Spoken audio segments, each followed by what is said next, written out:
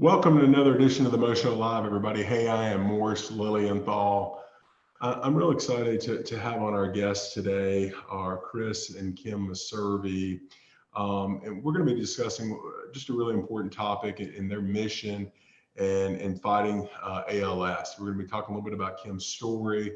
We're talking a little bit about what is ALS, the treatment protocols for ALS, and something that I know they're very passionate about, which is advocating along with others in the ALS community on pushing for FDA research and medications that are now currently in trials, opening those up to ALS patients to give them more opportunities to get the treatment that they so desperately need. So really excited to have them on. I think a lot of us may have heard about ALS a little bit, a few years ago with the Ice Bucket Challenge that was so popular about raising awareness and money for the ALS community. And certainly here in Alabama, if you're watching this from Alabama, we've heard of a couple of Alabama football players in the last several years that have the condition.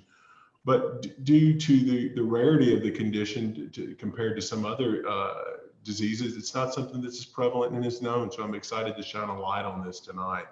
Chris and Kim, thanks so much for joining us. How are you guys doing tonight?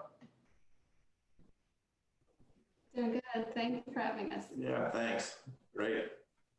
Well, I'm excited to have you and really to learn more and to shed a light on this really important topic for you guys. So folks, if you're watching the live show today, like some of you may be, I'm going to be monitoring the comments over on Facebook. And if you've got a question or a comment or some feedback or want to send words of encouragement or give a shout out to Kim or Chris, then let us know. We'll be glad to do that. If you're like a lot of people that will watch the show on the recording, we'll still monitor these comments afterwards. And so if you want to give feedback or comments or questions, please do that. And one thing I'd really ask you to do if you're watching the live show or if you're sitting here watching us recorded on a later day, please share this out. This is such an important topic that needs to be have a light shine on it and more awareness. And the only way we're going to help the ALS community and ALS patients is by getting more attention on this. And so please share this out so we can help Chris and Kim and other ALS families to get the treatment protocols that they need and medication access that they need. So guys, I guess I would kind of let's maybe start just a minute talking about your journey, just to give us a little background on what's going on. How did, when Kim, Chris, whoever wants to kind of take the lead on it, when did you first start noticing some issues and when was your diagnosis, Kim? So I started having some issues with my right hand and my right arm, just muscle weakness and not being able to grip things as well. I probably had, when did I start? That's about December of 2018. Yeah, about December of 2018, I started having those symptoms. And then finally in the spring of 2019, I went to my general doctor and he referred me to a spine neuro where I had several tests, several MRIs and things. And they ruled out a lot of spinal compression and other things. So then they referred me to a neurologist in the summer, late summer, and where they did an EMG and an EEG, where they just a nerve conduction study. Essentially, they stab you with a lot of needles and listen to the sounds of your muscles. See how they're communicating with each other, with your brain. And that was definitive for ALS. For ALS, right. And a lot of that was, she noticed as she actually worked out a lot, went to the gym and noticed that felt a weakness in her arm and hand. And that was a big part of just thinking maybe she had a pinched nerve or something pretty commonplace. And it turns out that she had ALS and then that's what was working on her. I would assume, guys, because as I understand from doing a little research and Chris, you and I talking in preparation for today's interview, this is kind of a rare condition. And that's probably not something that they, when you have some of the symptoms that they test for to start with, is it? No, not at all. The age range is about 40 to 65 for diagnosis. Usually over 50, it's usually about 50 to 65 age range, and under 50, 40 to 50 is only about 10% diagnosed. Okay. Of the 20 to 30% that are. No. So about 20 to 30,000 people have ALS in the country, and 10% of those are under 50. So Kim's 41. And so for her, it was, she's, there's approximately 2,000 to 3,000 people in the country that have this disease that are under 50. Right. Yeah. So it is pretty rare then. Can you kind of give viewers an idea of, just from a layman's term? I'm sure you guys have really learned a lot in the last year or so about the condition medically, but kind of give us an idea of what is going on physically and what's happening when you have this condition. Okay. So essentially, your motor neurons that move from your brain to your muscles, at least to your voluntary muscles. Those motor neurons are essentially attacked by toxins in your body, and they die off. So you have less of a signal going from your brain to your muscles, and eventually your muscles atrophy to a point where your muscles don't work. Fortunately, your mind works, but your mind's kind of trapped in your body. For people who are maybe watching, probably the most famous person who had ALS was Stephen Hawking. So Stephen Hawking, the famous scientist, he had a kind of a rare form of ALS that allowed him to live a long time. Most people, your neurologist, when diagnosed, they'll tell you the average lifespan of ALS 2 to 5 years, and a significant portion of that may be in a wheelchair, depending on how your body atrophies. So there's two types of ALS. There's sporadic ALS and bulbar ALS. 85% of the case, familial, I'm sorry. So 85% of the cases are sporadic, which means that there's no genetic link between like parent and child for ALS. About 10 to 15% are familial, or there's a genetic link that doctors can point to and say, hey, you have this gene, because you have this gene, you're susceptible to ALS. And so that's kind of, so for Kim, it started in her hands. For other people with sporadic ALS, it starts in their feet and moves up through their legs. In her case, it started in her hands, and it's moved up through her arms. Then there's a small percentage that it starts, it's called like bulbar onset, where it essentially affects their speech right away. I don't know if somebody may know someone with ALS, it may be difficult for them to speak, and that's a symptom that occurs throughout the life of ALS. Fortunately, Kim's speech is good, and she's doing really well with her speech. Right. And so I guess then, Kim's is sporadic, and so it's something that you guys, going into this, never even thought that this was a possibility, I assume, until you had that test result. Oh no, I thought it was Parkinson's. Yeah. So no, did not have a clue. Kim was scared to death that it was Parkinson's, and we had a friend that told us, who has Parkinson's, that told us, hey, Parkinson's, you can do Parkinson's, just pray it's not ALS.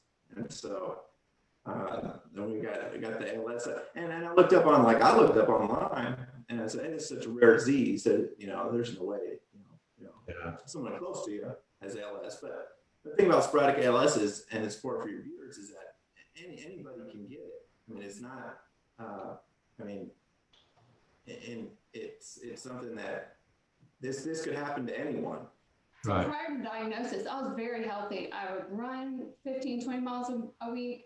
I ate very healthy. I haven't been sick in 7, 8 years. So, wow. Yeah.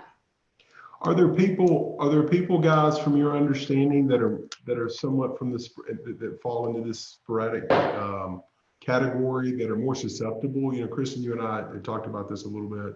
that maybe some people that may have been athletes or maybe served in the military, there's certain segments of people that may be a little more susceptible or prone to getting this?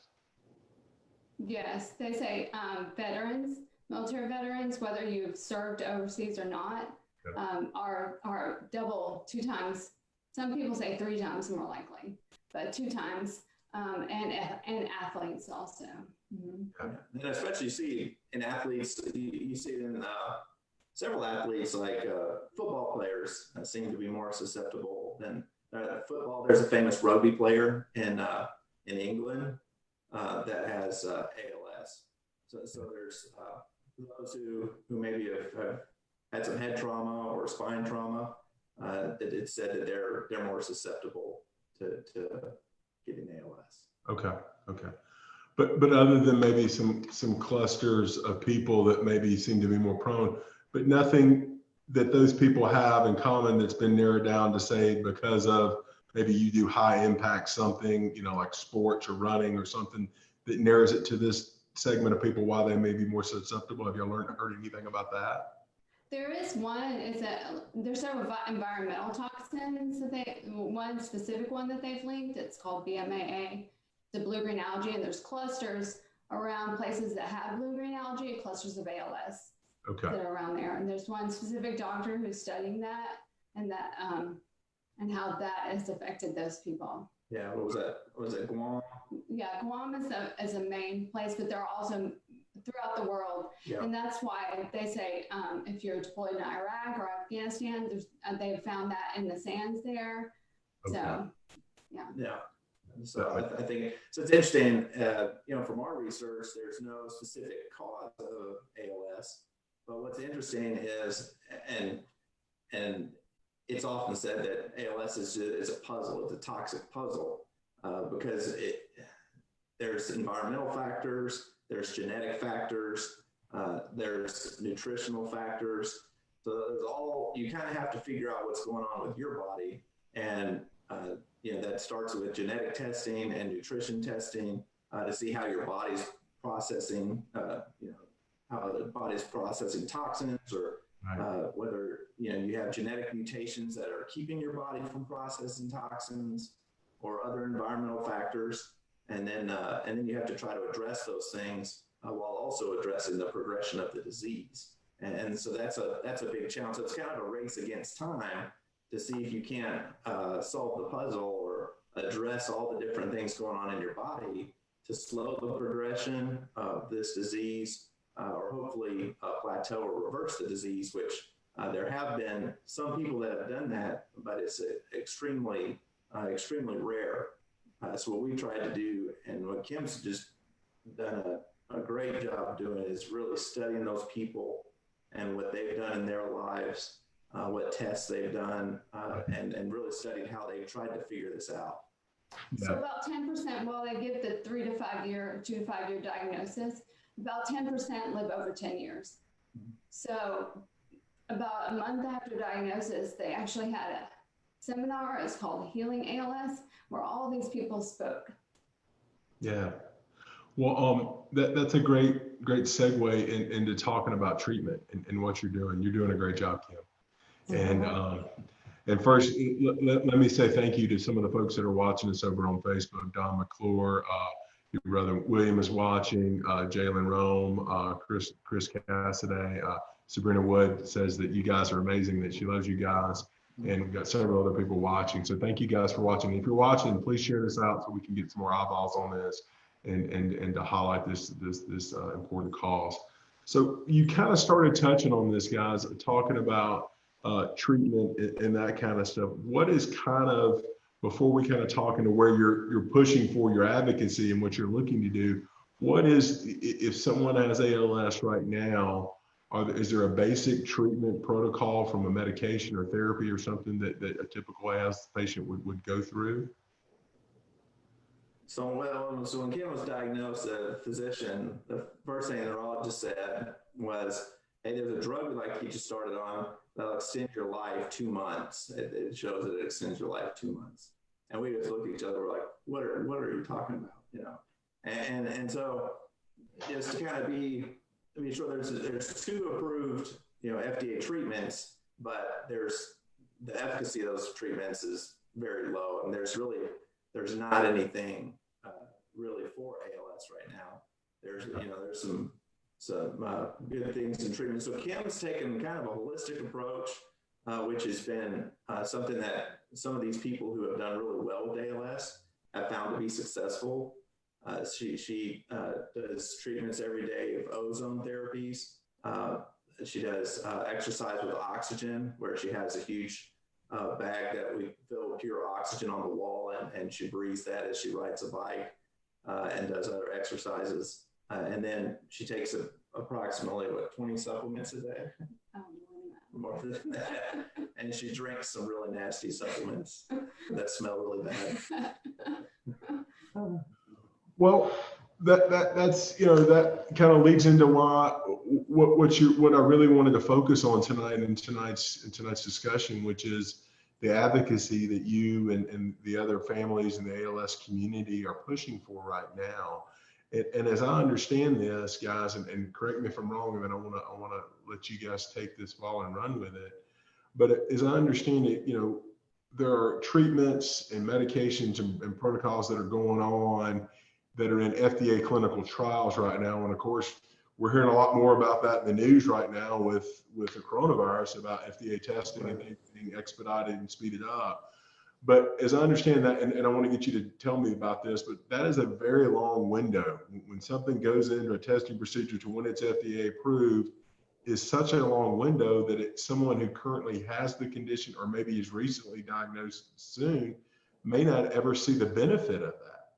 And so you guys are pushing to allow current ALS patients to have access to certain treatments and protocols that are in the FDA process once they've reached a certain phase, even though they may not have been approved yet. Is that kind of a layman's terms understanding of where you guys are with it? Yes, absolutely. So can I elaborate ALS on that for us? Yeah, ALS drugs are in the same pathway for approval as asthma or erectile dysfunction or anything else. So it takes years. So you're looking at about 10 years to get a drug from start to finish. So essentially getting a drug started in the FDA process until approval, you're looking at about a 10-year period. And so what's interesting is coronavirus is going to shed a light on this, because if you look in the news, you can see how fast, and you hear the president talk about it or others that have grabbed hold of a treatment or a drug and said, hey, let's get this approved for COVID-19.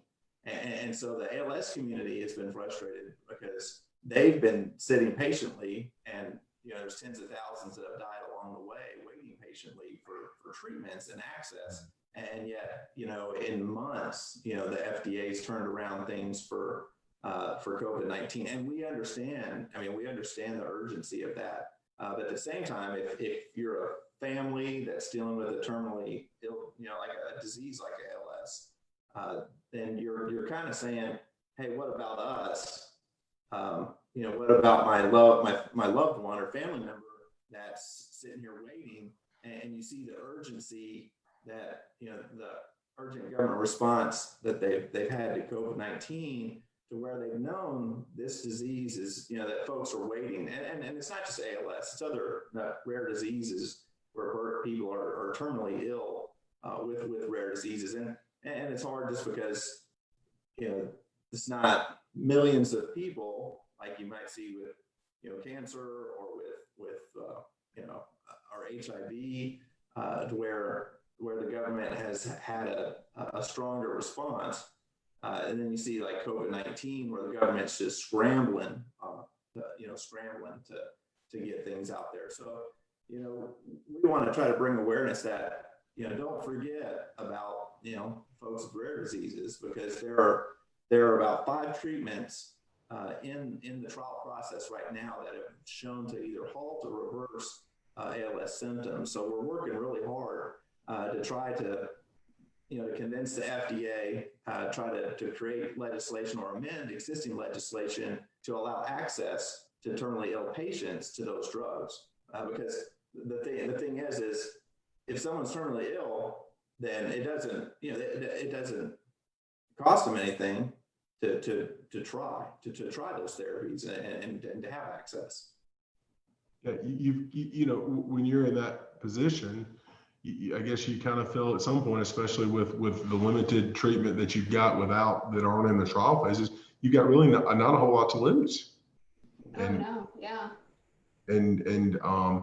Well, Chris, what is that? I mean, what if there are treatments that are out there that are in the clinical phase right now with FDA approval process, say 3-5 years in, that are promising? Is there any way you can apply to either get in those groups or access? Is there any of this kind of, and I know you were telling me, and I'd never heard of this until you mentioned this, that was it the right to Try Act or whatever it's called?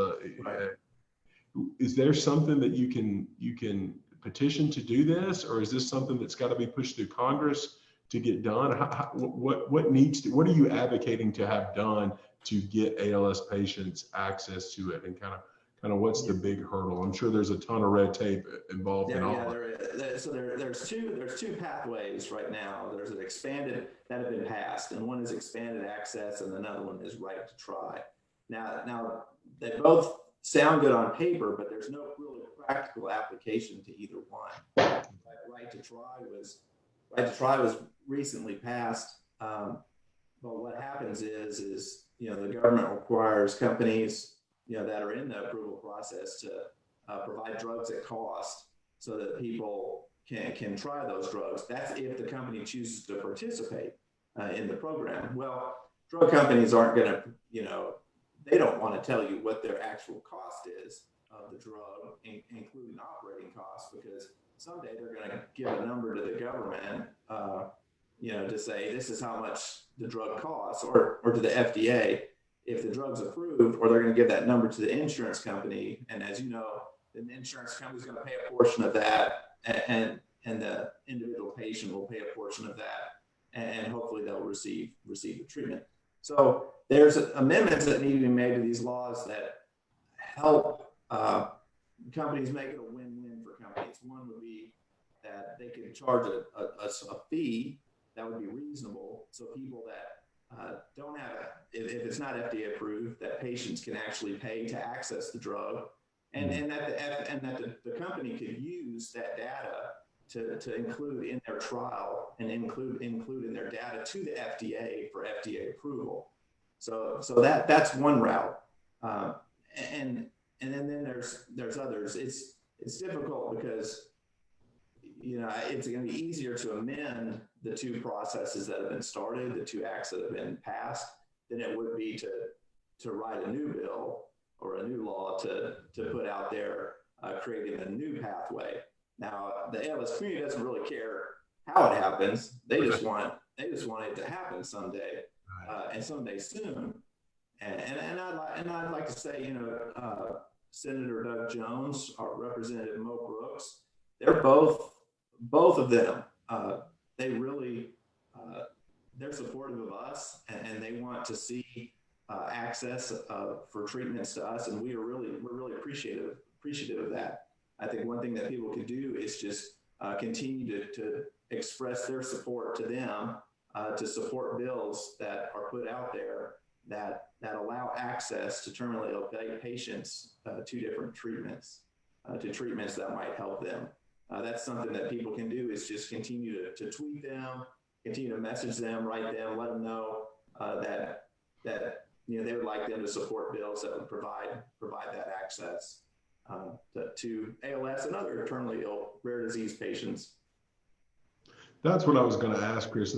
The policies that you're advocating, as you and I know in the legal world, always a lot of things make common sense, but getting through the red tape or the legal process of it's almost a different story.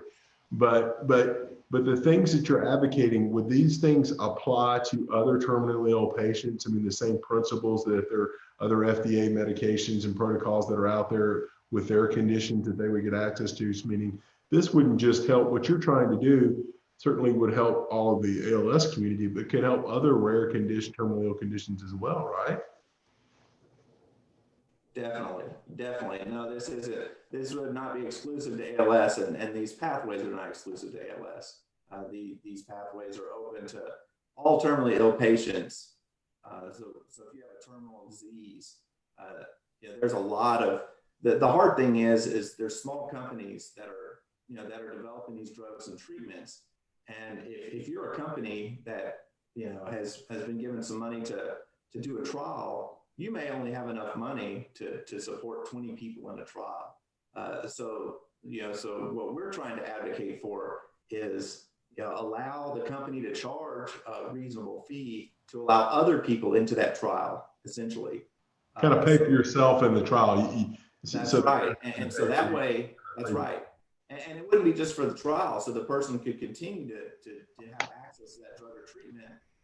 But then that company can use the data from not only the trial participants, but from those right to try or expanded access participants to be able to present a large swath of data to the FDA to say, hey, not only do we don't just have a small trial of 20 people, we have 200 people that participated in getting access to this drug or treatment, and here is all of their data, and so that could only strengthen a company's argument for getting that treatment on the market. But at the same time, it's benefiting the lives of those who are participating in that treatment. Yeah. Folks, if you're just joining us in this Motion Live, we're speaking with Kim and Chris Messervy. We are talking about, we've been talking about Kim's ALS story, and here in the last few minutes, we've been talking about their advocacy along with others in the ALS community to push for FDA approval to allow terminally ill patients to gain access to treatment protocols and medications that are in the FDA trial process. Chris, has there been an interconnection? Because it seems to me that one of the big problems is, you kind of hit on this earlier when you were talking about the COVID-19 outbreak of cancer and HIV. Those are such a large volume of people that are impacted that you've got more people, for lack of a better way of saying it, making noise about it, and it's more prevalent to get more attention by Congress and other government agencies. Has there been any efforts by some of these other terminally ill conditions, ALS and some other conditions that may not be as prevalent, but are certainly impactful on the people that are diagnosed with them, to combine forces to push these efforts? Meaning, if you had 5 or 6 different types of conditions that were out there, and maybe instead of 20,000, maybe we've got 150,000 people when we start grouping you similarly situated families together. Does that make sense? Unfortunately, there's not that kind of collaboration between all the rare diseases. That would be great. Yes. Yeah, it would be great. And the other thing too is there's one specific treatment called Neurone that's out there that they're actually in a phase. So they're in a phase 3 trial with ALS. It's a stem cell treatment, but it's a specialized stem cell treatment. So it's not just stem cells, but it's kind of complicated. But without going into a lot of detail, it's also got a phase 2 trial with MS, with muscular dystrophy. No. And multiple sclerosis, I'm sorry. And so there's a phase 2 trial with MS, and then they're soon going to announce another rare disease that they're going to try this treatment with. So there's some treatments that can cross over into several diseases, but most rare diseases, the treatments or drugs that are being tried or in the trial process are usually narrowly tailored for that disease. Sure. Yeah, and of course we're seeing some of that now with the COVID-19, as you're hearing, not to get political on any of it, but with some things with the chloroquine and some other medications and treatments that have been used for other conditions over the years being tried to see what impact it may have in COVID. But I think Kim was, kind of used a better word that I didn't pull out, right, which is a collaboration amongst rare terminally ill patients with different conditions. If there was some kind of collaboration, and it's easy to pontificate this, obviously, than pull it off. But if you could take MS or other conditions that are out there that may not affect as many people as say cancer or COVID-19, but if you combine forces, because again, the treatments may be different, but your right to access to whatever specific treatment is the same problem that you're having. Right. Yeah. That combined collaboration would seem to me to be able to make more noise if you've got 250,000 people from 4 or 5, illnesses that are saying, look, we all may need different treatments, but we've got the same problem. We can't get access to the dang treatments that we need. That's right. And I can't wait because of my condition until this call finishes, because either I'm not going to be here, or if I'm still here, I may have progressed to a position, as I understand it, that treatment may no longer help me. Yeah. No, and you're exactly right. And I think the pathways that are available, even though they're not, there's roadblocks, or there's not really a practical application of those. I think they can be amended such and that they can apply to a broad array of rare diseases and terminal diseases that could help. One thing that's really, it's a horrible thing to say, but there's a lot in the ALS community that say, unfortunately, ALS doesn't have a Magic Johnson. Kind of like HIV ended up with Magic Johnson getting HIV. And it's sad to say, but having a celebrity with the disease put it on the map, and we don't wish this on anyone. But a lot of people in the ALS community say, hey, if somebody close to Donald Trump's family, or somebody who was close, or, if there was a big celebrity that had this, kind of like how Michael J. Fox has put Parkinson's on the map, There's not a face to put with it. There's not a face. That's right. There's not a face to put with ALS. And that's something that, unfortunately, is a detriment to the ALS community. And of course, it's not something that we would want to wish on anyone. It's just a reality. It's just a reality of this. And so that's kind of a difficult thing. One thing that I wanted to get you guys to touch on, that you guys shared with me before we went live, that I think you guys wanted to share out, and that is a part of your journey in doing a lot of research and testing, Kim's testing and do. You guys have kind of learned about some things that I guess maybe the average person like me may not be aware of, in terms of kind of testing that could, genetic testing or the nutritional testing you guys shared with me, that may be available that the average person may not have thought about. That, while, you may not have ALS, but if you could be aware of some of these things that may be more readily accessible than they would have been 3 to 5 years ago, it may be able to help you overall with your each individual's health that's watching this show. Can you talk to us a little bit about that? What you've kind of discovered? Just kind of give us a little thumbnail sketch of that. Sure. One of the things we did was genetic testing, and while I had several genetic mutations, one of the mutations was it's called MTHFR, which is a mutation where your body doesn't process folate into folic acid into usable folate. And it's pretty common. It's very, very common, but it's not tested very readily. Yeah. But a lot of times women just MTHFR mutation can explain miscarriages, blood clotting, lots of different things. For Kim, and she didn't have just one mutation at MTHFR, but she had a double allele mutation, which meant that if you go outside, you're going to breathe in toxins and different environmental, harmful things into your body. In her case, as she breathed those things in, her body only expelled 10% of it and retained 90%. So over time, those build up, and so. Like our bodies are kind of like all ticking time bombs as we bring things into it, whether it be like my diet, which is pretty awful, or other factors. We're kind of building up just kind of we're kind of building our own bomb, and then it may explode with different whatever that may be. In Kim's case, between the genetic testing, and then we've done some nutritional testing just to see how your body's working. Are your kidneys functioning properly? Are your nutrients being able to process? Right. Can you process all the nutrients that you are taking in? Right. So your body, these tests can tell you, my body is absorbing all these different vitamins, or it's not absorbing these vitamins, even though I'm taking these vitamins. And then you can try to figure out, what can I do to help my body to absorb the things that it needs. And these are things that everybody can do. And we'll provide a link to you of just different tests that, it's gotten a lot more popular, like 23andMe. That's a a genetic test that everybody can do. That's relatively inexpensive.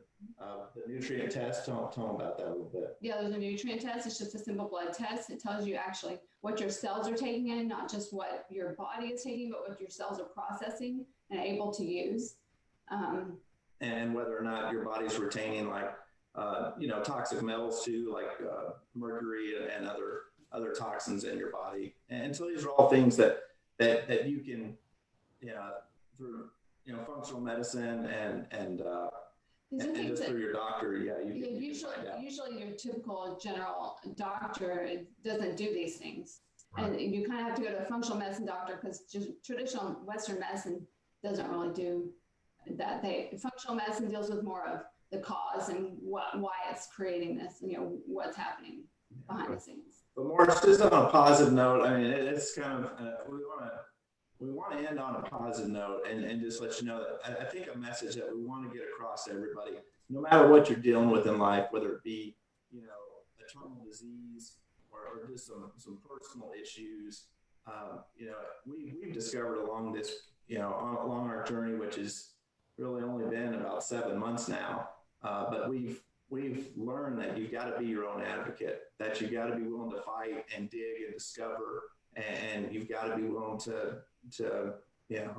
even though it may be emotional or it may be difficult, just to focus on things that are difficult in your life, that as you do that and as you try to figure things out and you address them, that that there's a lot of power in being positive and working hard to address these things, and the body can heal. We're religious people. We believe in God and the healing power of Jesus Christ, and we believe that